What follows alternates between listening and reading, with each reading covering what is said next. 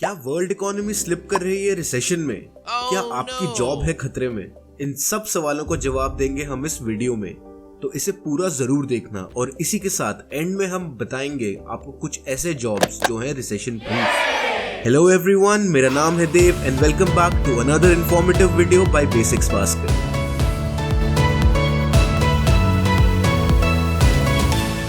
Recession is coming, ऐसे articles आपको Facebook, Instagram और तो और न्यूज़पेपर्स में भी देखने को मिल ही रहे होंगे, क्योंकि there are debates going around the world कि क्या US and world economy is going towards a recession. तो कितना सच है इनके पीछे, और क्या सही में the global economy is on the path of a downfall? आइए जानते हैं। सबसे पहले let's understand what is recession. Recession शब्द को हिंदी में बोला जाता है मंदी का दौर। इसको यूजुअली डिफाइन किया जाता है जब किसी देश की इकोनॉमी स्टॉप्स ग्रोइंग एंड इसी के साथ it starts shrinking as well and is accompanied by a high unemployment rate. मतलब बेरोजगारी बढ़ रही है और इकोनॉमी घट रही है। इसके हैं अब काफी सारे इंडिकेटर्स, आइए अब थोड़ा सा उन्हें भी देख लेते हैं। तो दोस्तों, सबसे पहला इंडिकेटर हो गया रिसेशन का इंक्रीज इन अनएम्प्लॉयमेंट। अभी कुछ ही दिन पहले आप लोगों ने सुना ही होगा कि बड़ी बड़ी कंपनीज जैसे कि मेटा, जो है फेसबुक की पेरेंट कंपनी, 11,000 एम्प्लॉइज को ले ऑफ कर चुकी है। और सिर्फ यही नहीं, ये लाइन है बहुत लंबी। अल्फाबेट, जो है गूगल की पेरेंट कंपनी, वो प्लान कर रही है 10,000 एम्प्लॉइज का ले ऑफ। और इसी के साथ इस लाइन में है Amazon, सिस्को एंड ट्विटर भी। तो इन सर्कमस्टांसेस को देखकर हम बोल सकते हैं कि recession is just around the corner. अब आइए इसका दूसरा इंडिकेटर देखते हैं, जो है नेगेटिव जीडीपी ग्रोथ। जीडीपी बोले तो ग्रॉस डोमेस्टिक प्रोडक्ट। यूएस के 2022 के सेकेंड क्वार्टर का डेटा जब पब्लिश हुआ तो उसमें फिर से नेगेटिव ग्रोथ दिखाई गई, which is a clear indicator of recession. तो इतने अनसर्टेन टाइम्स में क्या होगा आपकी जॉब सिक्योरिटी के साथ? दोस्तों, एक बहुत ही नोन कोट है which goes like unemployment rises like a rocket and falls like a feather. जब किसी भी कंट्री में रिसेशन आती है तो इसका सीधा सीधा इम्पैक्ट पड़ता है कंपनीज पर और उनके बिजनेसेस पर। ऐसी सिचुएशन में कंपनीज तरीके ढूंढती हैं कॉस्ट कटिंग करने के, and according to them the best way to cut costs is to reduce the workforce. ये कंपनीज कुछ ना कुछ रीजन देकर, जैसे कि लो परफॉर्मेंस, अपना वर्कफोर्स कम कर देती हैं, और ये इसका एक स्ट्रॉन्ग इंडिकेटर है। Now moving on to the most important part of this video, क्या आपकी जॉब सिक्योर है? गाइस, आपकी जॉब सिक्योरिटी को डिटरमिन करता है आपका work experience and your skill. क्योंकि अगर आपने खुद को टाइम के साथ अपस्किल नहीं किया तो आपके लिए रिसेशन दिक्कत दे सकता है। इसका एक बहुत ही बड़ा एग्जाम्पल है and that is Nokia, the mobile phone company. In late 2000s Nokia का मार्केट शेयर लगभग 50% था, जिसके चलते चलते हर हाथ में नोकिया का ही फोन दिखता था। लेकिन आज कुछ ऐसा मानो कि नोकिया गायब सा हो गया है। वेल, इसके पीछे मेनली हैं दो रीजंस।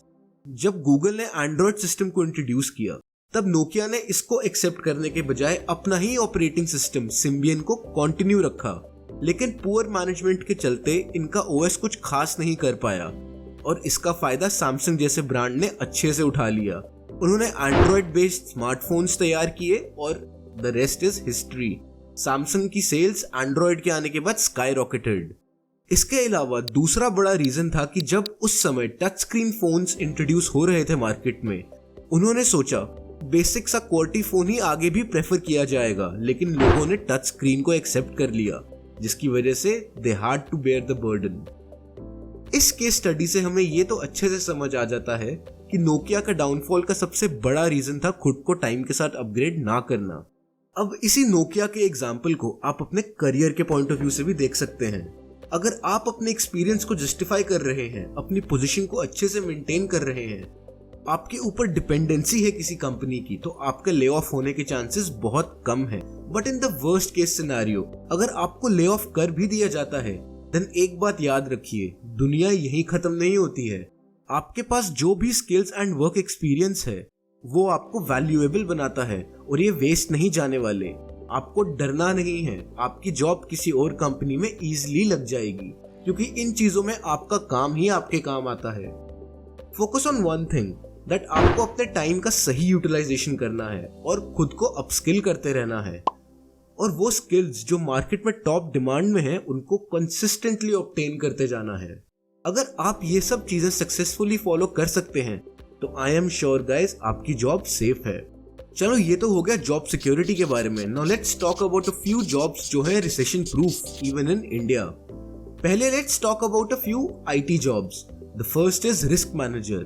हर एक बड़ी ऑर्गेनाइजेशन को करनी होती है wise investments, especially during the times of recession. एक आईटी रिस्क मैनेजर असेस करता है टेक्नोलॉजिकल स्ट्रैटेजी एंड इन्वेस्टमेंट्स। उनका काम ही होता है कि पोटेंशियल प्रॉब्लम्स को फोरसी करना एंड स्ट्रैटेजीज डेवलप करना to reduce corporate risk. The second is cloud administrators. आज के टाइम पर keeping the cloud servers up and running efficiently is one of the highest significance to any company, और cloud administrators exactly यही करते हैं। They have a lot of infrastructure to manage, जिसकी वजह से they simply can not be laid off that easily. ये तो हो गए टेक जॉब्स। अब नॉन आईटी वर्ल्ड में भी ऐसी कई जॉब्स हैं which are recession proof. The first one is financial advisers and accountants. Everyone wants their money to be managed in the most efficient way possible, और खासकर recession के time पर, and this is of the utmost importance. Then there is education sector जो कि है evergreen, and then of course there is the government sector as well, which is recession proof as always. तो guys, I hope ये video देखकर आपको आपके कुछ सवालों का जवाब जरूर मिला होगा। इसी के साथ we have come to the end of the video. If you liked the video, do not forget to share it with your friends and family. And if you're new here, do not forget to subscribe. Thank you and see you in the next one.